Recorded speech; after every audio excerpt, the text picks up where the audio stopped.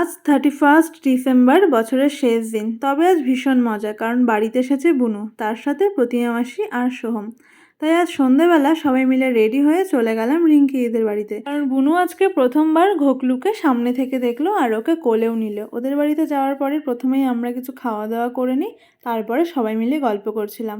আর এই দেখো, ঘোকলুর কিন্তু বয়স প্রায় 1.5 মাস মতো হয়ে গেছে, আর এখনই ওকে দেখে কত বড় বড় লাগছে দেখো। এখন কিন্তু ও মুখের দিকে তাকিয়ে বেশ সুন্দরভাবে গল্প শোনে আর গল্প করারও চেষ্টা করে। এই পুরো বছরটা ভালোর থেকে মন্দটাই বেশি হয়েছে, তাই ভালো মন্দ সমস্ত কিছু নিয়েই একটা বছর কেটে গেল।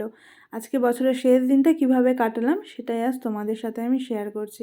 সবশেষে এখন আমরা যাব বাড়িতে, তবে বাড়ি যাওয়ার আগে বাইরে এক জায়গাতে পিকনিক হচ্ছিল, আর সেখানে বক্সে দারুণ গান বাজছিল। তাই দেখো, সবাই মিলে আমরা কিন্তু অন্যের বক্সেই বছরের শেষ দিনে একটু ছোট্ট করে পার্টি করে নিলাম। চলো এখন বাড়ি ফেরা যাক, দেখা হবে নতুন বছরে।